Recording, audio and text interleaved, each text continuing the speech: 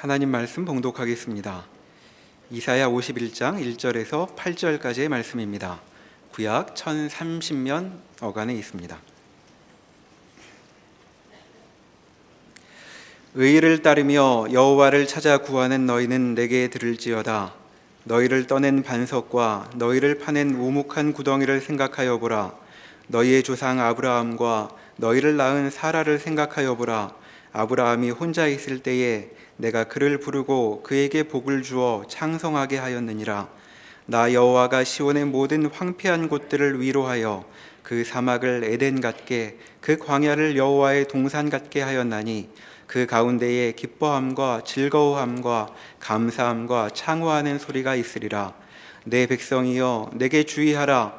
내 나라여 내게 귀를 기울이라. 이는 율법이 내게서부터 나갈 것임이라. 내가 내 공의를 만민의 빛으로 세우리라. 내 공의가 가깝고 내 구원이 나갔은즉 내 팔이 만민을 심판하리니 섬들이 나를 앙망하여 내 팔에 의지하리라. 너희는 하늘로 눈을 들며 그 아래의 땅을 살피라. 하늘이 연기같이 사라지고 땅이 옷같이 헤어지며 거기에 사는 자들이 하루살이같이 죽으려니와 나의 구원은 영원히 있고 나의 공의는 폐하여지지 아니하리라. 의를 아는 자들아, 마음에 내 율법이 있는 백성들아, 너희는 내게 듣고 그들의 비방을 두려워하지 말라. 그들의 비방에 놀라지 말라. 옷같이 좀이 그들을 먹을 것이며 양털같이 좀벌레가 그들을 먹을 것이나 나의 공의는 영원히 있겠고 나의 구원은 세세에 미치리라. 아멘.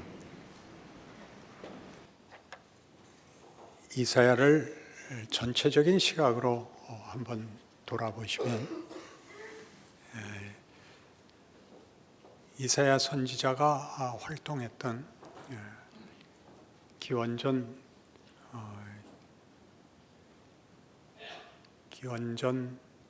740년 에서 그 후 어느 때까지인지는 뒤는 잘 이제 기록되어 있지 않은데 그의 사역 속에서 북왕조 이스라엘의 멸망을 봅니다. 하나님이 이사야 선지자에게 아하스 왕 앞에서 아하스가 겁내는 아람과 북왕조 이스라엘이 곧 멸망할 것이라 예언하시고 선언하시고 역사에서 그 멸망을 봅니다. 그리고 남왕조 유다의 멸망도 이제 하나님의 말씀으로 예언을 하게 되지요. 이사야 1장에서 39장까지는 그렇게 히스기야까지로 이야기가 끝나고 40장부터는 갑자기 포로된 상황, 그러니까 남왕조 유다가 포로되는 것, 멸망하고 포로되는 것은 586년 이후에 일어난 일이니까 이사야가 그때까지 살아 있었는지는 확실치 않습니다. 그러나 그가 그것을 내다봤는지 혹은 그 후에 기록한 이들이 이사야의 예언과 맥락을 같이 하는 이 내용을 남겼든지 우리는 이사야로 그 후에 역사적 배경 속에 있는 사건을 성경으로 가지고 있습니다. 바벨론에 포로된 이스라엘에게 계속 선포되는 하나님의 약속은 너희는 그러나 구원을 받을 것이다 하는 위로의 말씀입니다. 그러니 다시 돌아와 생각을 해보면 이스라엘이 하나님 앞에 특별한 선민이요 많은 약속과 혜택과 기적을 목격한 민족임에도 불구하고 실패를 하여 북왕조는 아수르에 남왕조는 바벨론의 멸망을 당하는 일이 벌어지고 저들은 포로가 되어 포로된 그 역사에 들어오신 하나님이 너희를 값없이 속량하리라 라는 구원의 약속대로 회복이 됩니다. 그 회복을 위하여 하나님은 이스라엘에게 군사력을 주거나 무슨 정치력을 주거나 하는 외적 권력을 가질 조건들을 채우는 것이 아니라 페르시아가 일어나 바벨론을 멸망시키는 바람에, 그리고 페르시아 왕 고레스가 정치적 이유로 각 민족들에게 자치권을 허용하는 바람에 이스라엘은 본토로 돌아옵니다.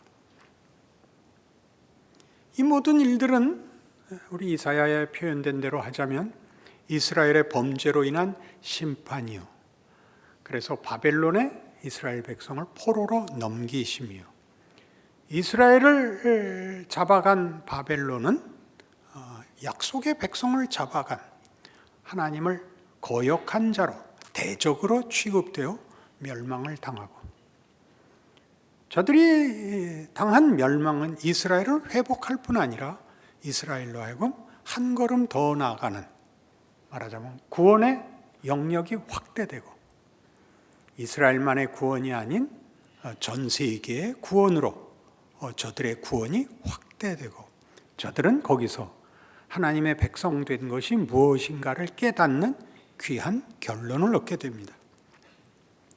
오늘 본문은 51장 3절에 보시는 바와 같이 이것이 모두 하나님 손에 있는 일이라고 선언하고 있습니다.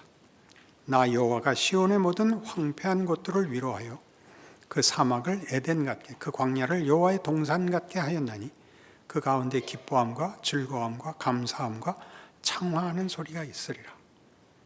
하나님이 시온을 회복시킵니다. 시온은 하나님 통치의 보좌라는 상징을 갖는 이름으로 예루살렘 성입니다. 예루살렘은 이스라엘의 도성이고 성전이 있는 곳이고 이스라엘 전체를 상징하는 한 호칭입니다. 예루살렘의 회복, 이스라엘의 회복, 그것은 하나님이 하실 것이고 그 회복은 얼마나 놀라운지 기뻐함과 즐거움과 감사함과 찬송 소리가 있을 것이라고 약속합니다. 그리고 이렇게 하는 이가 하나님이시라는 것을 4절 이하, 내 백성이여 내게 주의하라, 내 나라여 내게 귀를 기울이라, 이는 율법이 내게서부터 나갈 것임이라. 내가 내 공의를 만민의 빛으로 세우리라. 내 공의가 가깝고 내 구원이 나갔은즉 내 팔이 만민을 심판하리니 섬들이 나를 앙망하여 내 팔에 의지하리라. 하나님으로부터 법이 나가고 하나님으로부터 질서가, 하나님으로부터 정의가, 하나님으로부터 평강이, 하나님으로부터 행복이, 만족이, 감사가 흘러나올 것입니다. 그러나 이 약속들은 묘하게도 이것이 이루어지지 않은 억울한, 이해할 수 없는 정황에서 선언이 됩니다. 기가 막히죠. 하나님이 그런 일을 만들어 놓고 기쁨과 감사와 찬송 속에 내가 이 일을 만들어 놓으라가 아니라 그런 기대와 상상을 할 수 없는 쫓겨간 나라, 억울한 마음, 비극적 현실, 고통과 그 마음의 절망으로 가득한 현장에 하나님이 이 약속을 합니다. 그러니 7절, 8절을 보십시오. 의를 아는 자들아, 마음에 내 율법이 있는 백성들아, 너희는 내게 듣고 그들의 비방을 두려워하지 말라. 그들의 비방에 놀라지 말라. 옷같이 좀이 그들을 먹을 것이며 양털같이 좀벌레가 그들을 먹을 것이니 나의 공의는 영원히 있겠고 나의 구원은 세세에 미치리라. 이것을 우리는 성경으로 읽고 결과를 아니까 이 구절을 읽을 때 전혀 거부감도 모순도 마음에 일어나지 않습니다. 그러나 이 구절은 정확히 여러분 현실에 대하고 하는 얘기입니다. 여러분 고달픈 현실에 의를 아는 자들아, 내 마음에 내 율법이 있는 백성들아, 너희는 내게 듣고 그들의 비방을 두려워하지 말라. 그들의 비방에 놀라지 말라. 그대로 현실이죠. 너희 아파도 걱정하지 마라. 실패해도 겁내지 마라. 너희를 잡아먹으려고 으르렁거리는 폭력에 대해서 겁내지 마라. 그럼 여러분 지금 아멘이 나오시겠습니까? 시간 순서를 보십시오. 편안할 때, 모든 것이 해결되고 안심일 때 하나님은 과연 그러시다 이렇게 얘기하는 것은 쉽지만 그렇지 않은 때 하나님이 이 말씀을 주셨고 동일하게 우리에게 지금 주고 있다는 거죠. 결과는 아직 안 주고, 이것이 이사야서의 가장 중요한 표현법입니다. 증언입니다. 시간을 보십시오. 그러니 우리는 다시 돌아가 무엇을 확인해야 되느냐 하면, 이 실패로 반복되는 역사의 의미가 뭐냐로 다시 돌아가야 됩니다. 회복시킬 이스라엘은 왜 팔고, 말 안 들을 백성을 심판할 것이면 왜 도대체 처음부터 택하긴 택했냐고. 단군이 낫지.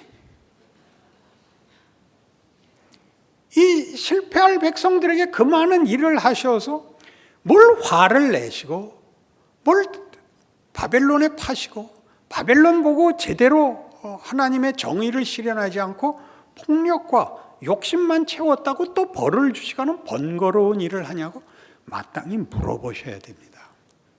그렇죠.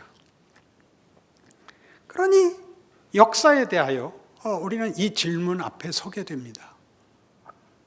역사의 목적은 무엇인가? 역사는 어떤 의미를 가지는가? 이 질문을 해야 됩니다. 왜요?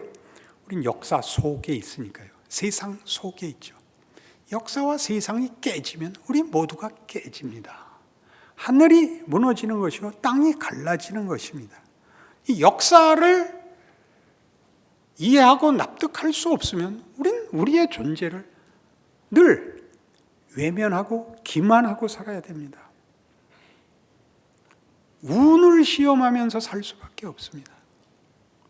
거기다 한 걸음 더 가서, 그럼 인간의 가치는 뭐냐? 이렇게 또 물어야 됩니다. 왜요? 역사가 실패를 거듭하고, 역사가 의식이 없고, 목적을 가지지 못하고, 내용을 만들지 못하기 때문에 실패로 반복된 그 역사 속에서 인생은 늘 고단합니다. 그것이 현실입니다. 인생을 산다는 건 재앙을 당하는 것입니다. 여러분을 안심시키는 것이 뭐가 있습니까? 여러분이 가장 필요로 할 때, 도움을 필요로 할 때 가서 기댈 때가 어디가 있습니까? 아무것도 없습니다. 그러니 인생과 역사에 대한 이 질문이 우리에게 당연히 나와야 됩니다. 즉, 역사와 인생의 가치가 무엇이며 운명은 어떻게 되는 것인가? 거기다 대고 계속 이사야가 이 말을 반복하죠. 그건 내가 쥐고 있다. 너희는 정치, 경제, 사회, 교육, 국방의 문제가 있어서 망한 것이 아니라 너희는 나를 외면해서 내가 너희를 망하게 했다.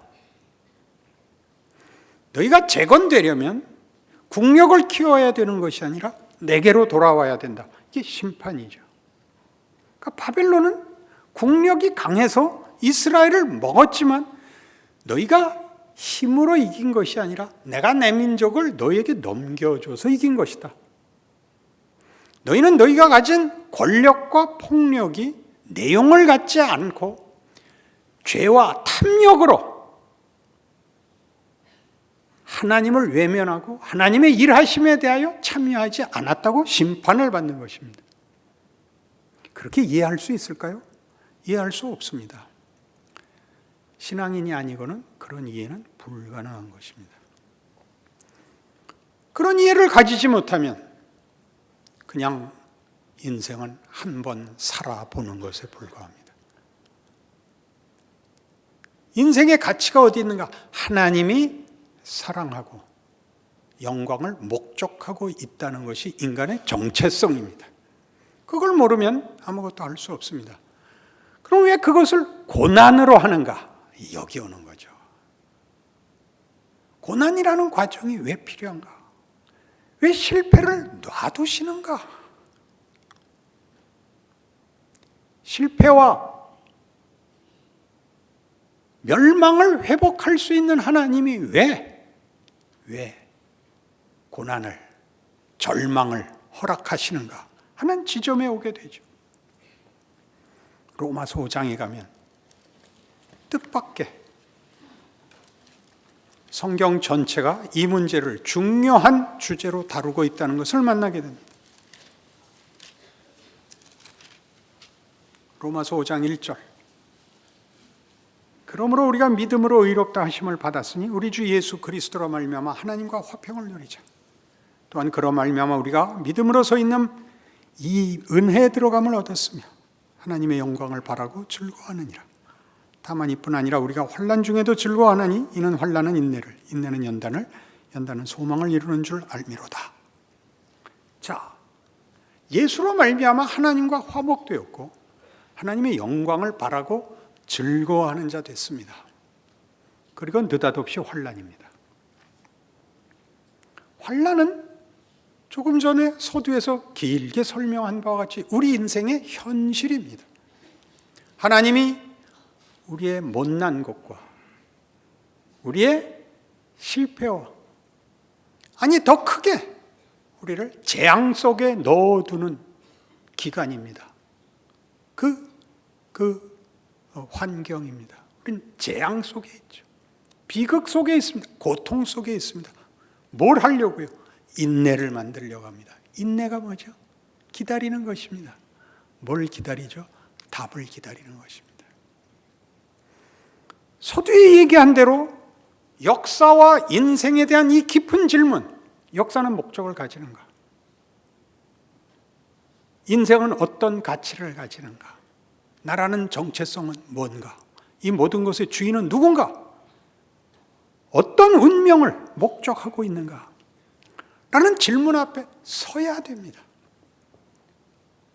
인내는 경험입니다. 어떤 경험? 이 해결할 수 없는 질문과 도전 앞에 서는 것, 환난을 계속 누적시켜 결국 도망가지 못하고 답을 해야만 하는 기간, 인내입니다. 뭘 만듭니까? 연단을 만들죠. 연단이란 뭐죠? 결국 답을 하셔야 됩니다. 답이 없다면 빨리 죽는 게 최선입니다. 자식 때문에 할 수 없이 산다고요? 죽음을 연장하고 있는 거죠. 그렇지 않습니까? 겁을 줘서 여러분을 항복시키려고 그러는 거 아닙니다. 진지한 도전이요, 현실입니다. 여기를 넘어오지 않고는 기독교 신앙을 여러분 제대로 이해할 수도 없고 현실을 살 수도 없습니다.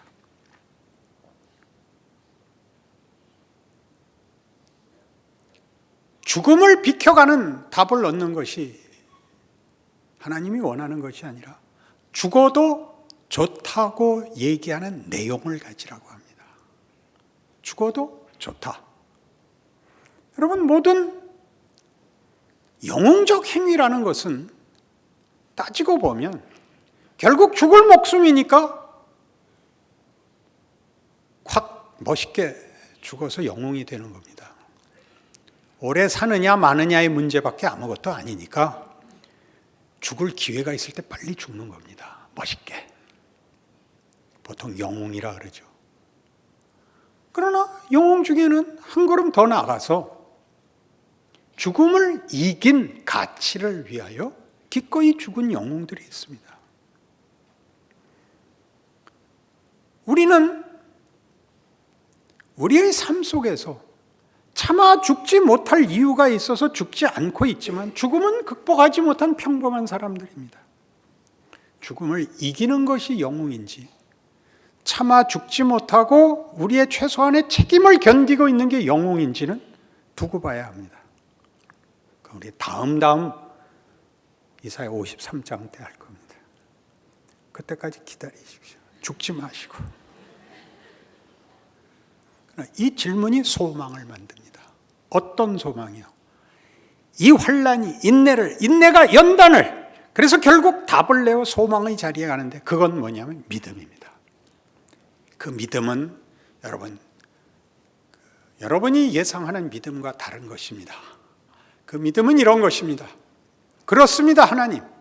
나는 하나님 편에 서겠습니다. 하나님이 일하시는 대로 순종하겠습니다.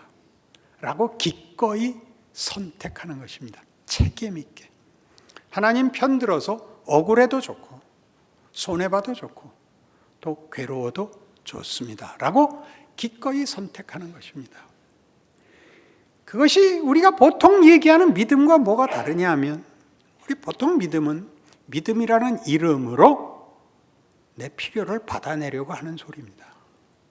믿음이라는 이름으로 현실을 쉽게 가자는 데 써먹는 것을 우린 믿음인 줄로 알고 있습니다. 회개도 그렇게 하죠.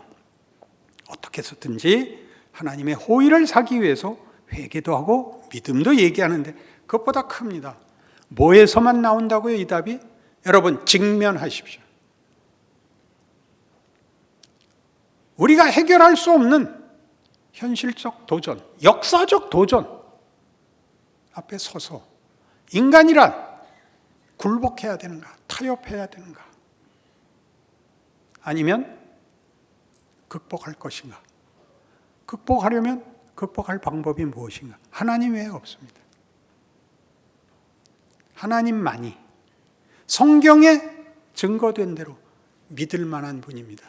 그는 의로우시고 선하시고 자비로우시고 우리를 사랑하시며 긍휼을 베푸시고 의로운 분입니다. 그럼 누굴 믿겠습니까? 미래를 맞추고 운을 주는 자를 믿겠습니까? 인간의 가치를 다만 고난을 면하는 것에다가 다 갖다 바치겠습니까? 그걸 만들어내는 이 길이 환난과 인내와 연단이라는 과정을 필요로 하는 것이죠. 이스라엘의 환난, 심판, 고난, 수치, 저들을 죽음 앞에 세우고 절망 앞에 세웠습니다. 어떻게 할 것이냐? 비로소 답이 나옵니다. 오늘 본문에 돌아가시면 비로소 51장 9절 여호와의 팔이요 깨소서 능력을 베푸소서 옛날 옛시대에 깨신 것 같이 하소서 라합을 점이시고 용을 찌르시니가 어찌 주가 아니시며 바다를 넓고 깊은 물을 말리시고 바다 깊은 곳에 길을 내어 구속받은 자들을 건너게 하시니가 어찌 주가 아니시니까 여호와께 구속받은 자들이 돌아와 노래하며 시온으로 돌아오니 영원한 기쁨이 그들의 머리 위에 있고 슬픔과 탄식이 달아나리이다. 이제야 이사야 내내 하나님의 한탄, 하늘이여 들으라 땅이여 귀를 기울이라 내가 자식을 키웠거늘 저놈들이 나를 배신하고 벌받을 짓을 자초하고 있다. 너희들을 내가 그냥 둘 수 없다라는 한탄. 그러나 어찌 내가 사랑하는 너희를 포기하겠느냐? 라는 한탄으로 가득 찬 내 백성을 잡아간 바벨론 내가 네 씨를 말리겠다라는 분한, 여기에 대한 아무런 답도 없던 하나님의 백성들 중에서 이 고백이 쏟아져 나오는 것입니다. 그래서 앞에 50장에도 등장하기 시작을 했는데 4절 50장 4절 주 여호와께서 학자들의 혀를 내게 주사 나로 곤고한 자를 말로 어떻게 도와줄 줄 알게 하시고 아침마다 깨우치시되 나의 귀를 깨우치사 학자들같이 알아듣게 하시도다. 주 여호와께서 나의 귀를 여셨으므로 내가 거역하지도 아니하며 뒤로 물러가지도 아니하며 나를 때리는 자들에게 내 등을 맡기며 나의 수염을 뽑는 자들에게 나의 뺨을 맡기며 모욕과 침뱉음을 당하여도 내 얼굴을 가리지 아니하였느니라. 주 여호와께서 나를 도우심으로 내가 부끄러워하지 아니하고 내 얼굴을 부싯돌같이 굳게 하였으므로 내가 수치를 당하지 아니할 줄 아노라. 나를 의롭다 하시는 이가 가까이 계시니 나와 다툴 자가 누구냐? 나와 함께 설지어다. 나의 대적이 누구냐? 내게 가까이 나올지어다. 보라, 주 여호와께서 나를 도우시리니 나를 정죄할 자 누구냐? 보라, 그들은 다 옷과 같이 헤어지며 좀이 그들을 먹으리라. 굉장한 선언이 나오죠. 나는 하나님 편에 서리라. 하나님께서 내게 알게 하신 것들을 나누고 증거하리라. 내가 이 일로 고난을 당하고 수치를 당하고 모욕을 당한다 한들 나 타협하지 아니하리라. 이제는 지지 아니하리라 하는 의지를 표명하고 있습니다. 나를 때리는 자들에게 등을 맡기고 내 수염을 뽑는 자들에게 뺨을 맡기고 나를 질시하는 자들 앞에 내가 여호와를 힘입어 서 있으리라. 그렇게 얘기합니다. 그러니 이 고백이 쏟아져 나오는 자리, 그 조건을 보십시오. 그가 담고 있는, 그가 고백하는 내용을 보십시오. 우리가 갖고 있는 현실 그 자리입니다. 단군 이래 최고로 불행한 시대를 산다는 지금이죠. 일제강점기 36년보다 더 힘들다는 현대입니다. 왜 그렇게 됐죠? 우리 모두가 역사가 우리에게 어떠한 발전도 혜택도 주지 못했다는 걸 알기 때문입니다. 우리의 기억에 남아있는 역사적 유산은 고통뿐입니다. 그게 우리 현실이죠. 역사의 현장이고 거기에 내용을 담는 것은 하나님이십니다. 뭘 담았는가 보십시오. 우리 이 자리는 억울할 것도 없는 자리고 손해보는 자리 아닙니다. 여기서 신앙인이라는 이름으로 서는 선택을 하셔야 됩니다. 하나님은 우리를 사랑하사 자유를 주십니다. 그를 외면할 자유까지 줍니다. 사랑이란 그런 것이죠. 사랑은 강요할 수 없습니다. 사랑은 상대가 기꺼이 반응해야 되는 것입니다. 그러니 우리는 하나님 앞에 믿음을 내어놓습니다. 조건으로 내어놓지 않습니다. 내 명예로, 내 선택으로, 내 자랑으로 내어놓는 것입니다. 이 자리에 오셔야죠. 이 믿음의 경지에 오시면 여러분은 믿음이라는 이름이 책임인 것을 알게 되며 입을 다물어야 하는 것을 알게 되며 예의를 지켜야 한다는 것을 알게 됩니다. 왜 여기에 입 다물고 예의가 쫓아나오죠? 믿음은 원망하지 않게 됩니다. 예수를 믿고 제일 많이 여러분을 괴롭힌 일이 뭐죠? 원망이죠. 하나님 왜 이러세요죠? 괜히 일찍 믿어갖고 손해만 받습니다. 예수 믿으면 무슨 보상이 있을 거라고 기대를 했죠? 인생이 쉬워질 거라고 생각했죠. 쉬운 인생을 살면 바보가 되죠. 쉬우면 생각하지 않습니다. 생각하셔야 됩니다. 여러분의 가치를, 정체를 아셔야 됩니다. 각자가 정하셔야 됩니다. 이 믿음을 가진 많은 성경의 인물들 중에 신약의 대표적인 바울을 보십시오. 그가 어떻게 이 믿음의 자리에 갔는가? 빌립보서 1장 멋진 증언을 합니다.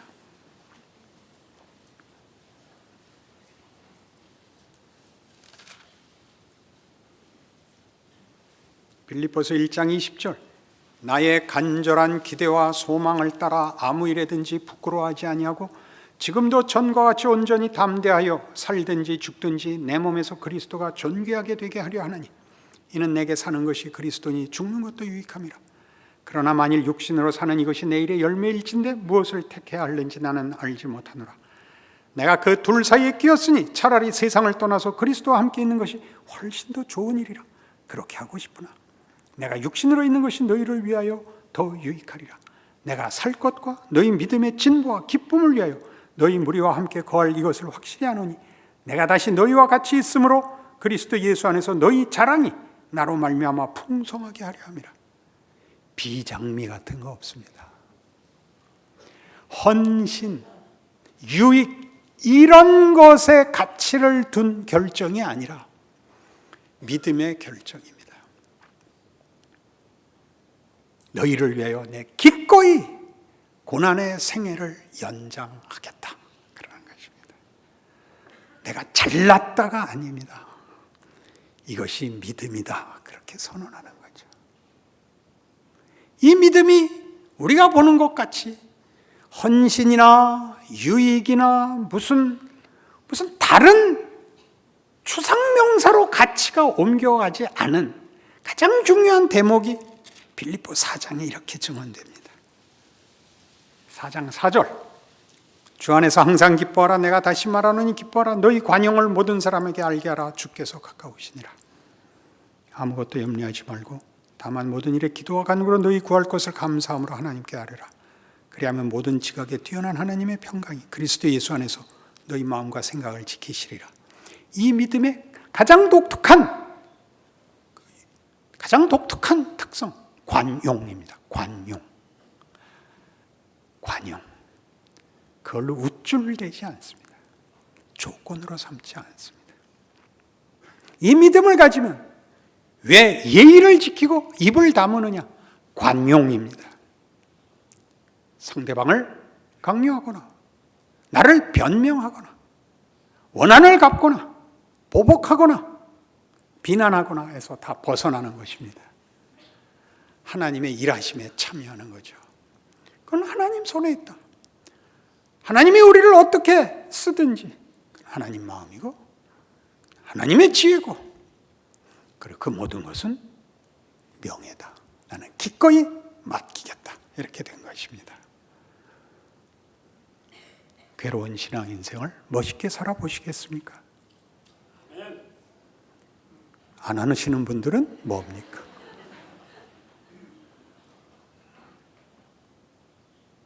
구약 성경을 읽어도 신약 성경을 읽어도 우리 현실을 살아도 하나님이 지금 일하고 계시고 우리에게 묻고 계시고 깨우치고 계시고 복을 주려 하고 계십니다.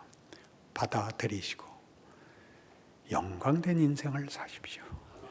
기도하십시다. 하나님 아버지 은혜를 감사합니다.